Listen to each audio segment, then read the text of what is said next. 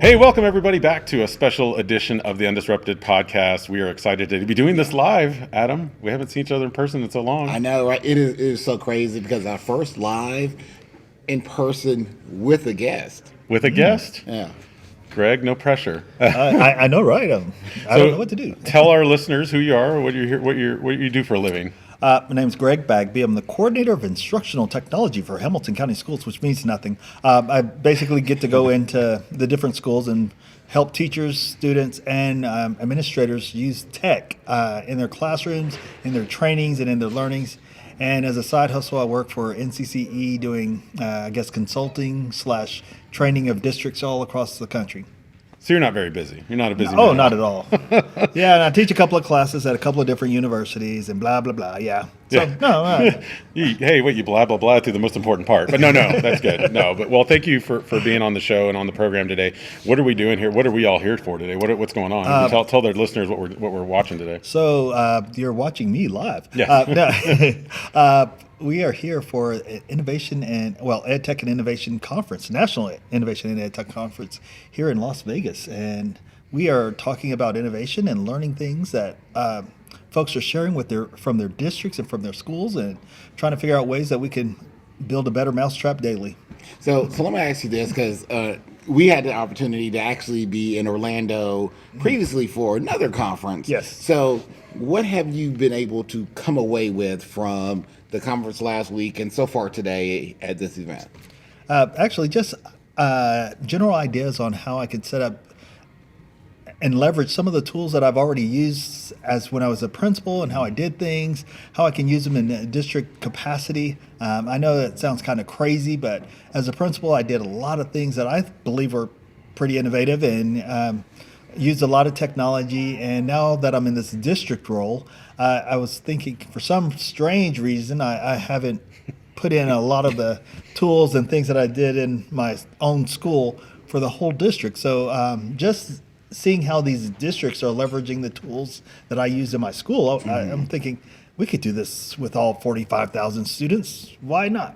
I like that. Why not? I've heard. I know someone who has a talk about that actually. Yeah. Now, you know what? I do want to go a little deeper on that, because I know sometimes as leaders, as we go from, like when you're in the classroom, you have this one vision of, okay, when I'm an AP, then I can make change. Yes. And then when I'm a principal, then I can make change. And then those people at the central office, then each level you start getting a little bit more power. But then do you find yourself seeing that it's not really the power you thought it was, and being able to make that change in your spaces? Oh, yes. Well, that global pandemic thing, it threw a monkey wrench in all the ideas that I had prior to getting to central office. I got there just a year before, and I had all these amazing ideas. Oh, we're going to do this and this and this and this and this. And then it ended up pandemic. I was just help desk, helping teachers, helping students, helping parents get it on the devices, using the devices. Even though we taught you how to do that 2 years ago. It's okay. I'll take my time and do it again. And that's what we ended up doing. So,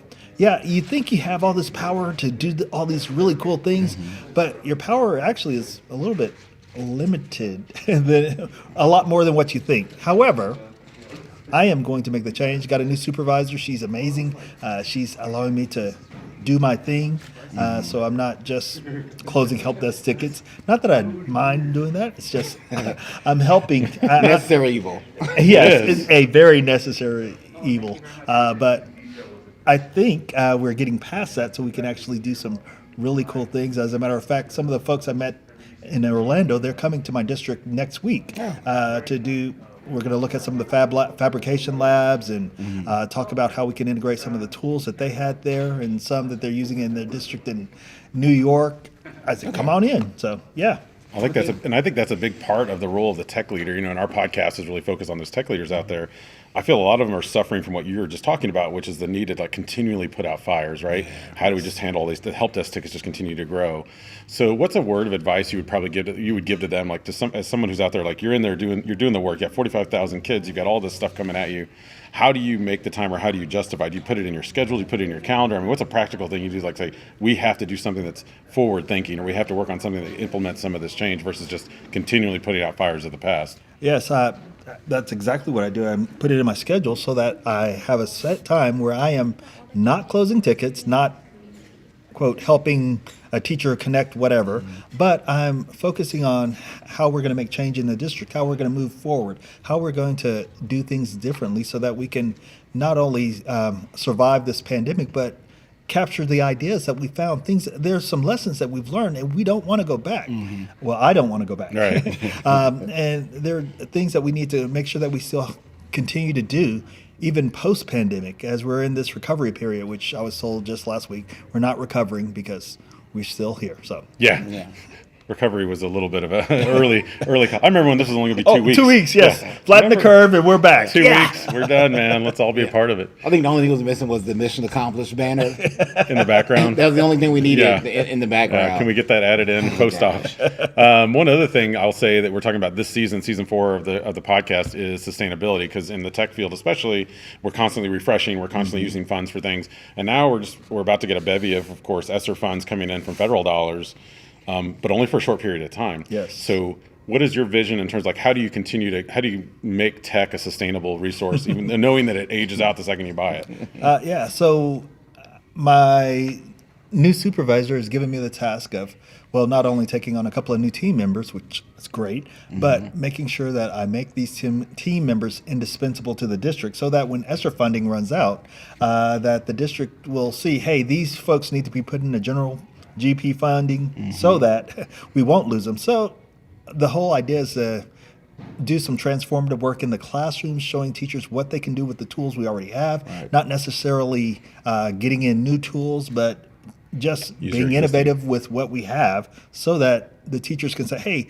they taught me how to do this and this and this and this. I know they can do more. Yes, we can, but we're going to hold back and make sure you really want us so that they'll really pay for you for the next couple of years. And, and to that point, as you mentioned, it's also about the teachers telling that story too, because I've said it before in education, we have to tell our own stories. So getting to that point where everybody thinks these people are indispensable, you have to have the teachers out there, whether it's on social media, whether it's to their administrator, going to the board meetings, whatever the case may be, telling, hey, these people are so important, don't take them away. Yes. Well, part of the job that we're doing, not only I think I mentioned earlier how we're going to do this group of parents and doing screen time, but the other plans for these folks that I'm getting, we're also going to have teacher groups that meet, just describing and discussing different things. I'm already meeting with district leaders from across the country, and getting ideas and things from them, and just trying to set up these things that can continue moving even after the fact, and then pulling in the teachers and some kids and students and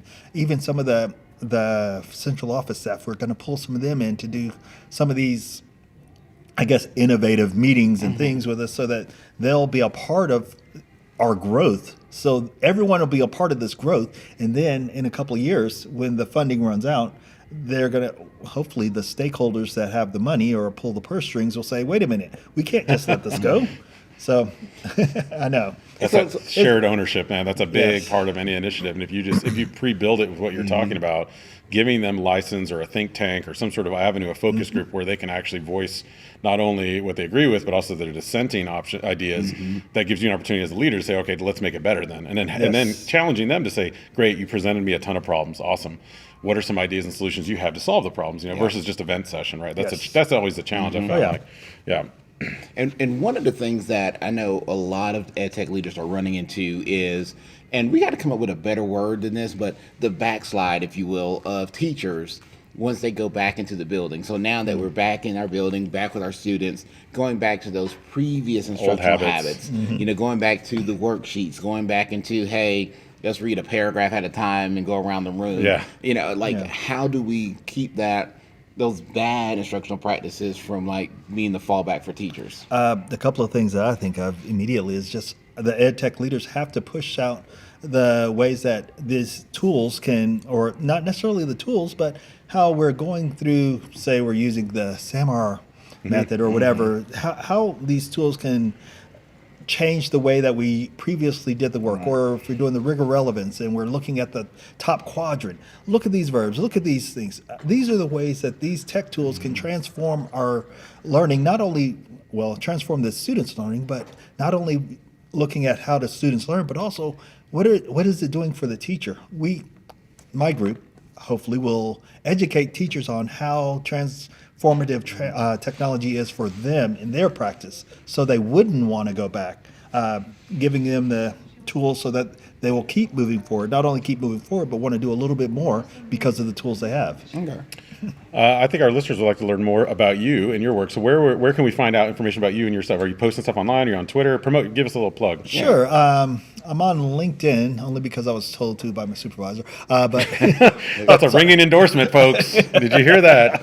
That's why you should get on LinkedIn. Yes. But yes, I do most of my sharing on the Twitters. I do have a space in Facebook, but I stopped actually posting things because someone. Anyway, there's a story there for after the podcast. I'll get back to that. I'll get back two. to Facebook. But yeah, find me on Twitter at Greg Bagby. That's where I found both of you guys, and I've been following you all for years. So yeah. Awesome. That's at Greg Bagby, guys. You can find that on Twitter. This has been a special edition of the UnDisrupted Podcast, live from Las Vegas. Woohoo! You can follow him on Twitter at AskAdam3. And you can follow him at Mr. Hooker. And remember, ladies and gentlemen, we are better together. And we are better Undisrupted. This podcast is made possible by the generous support of Amazon Web Services.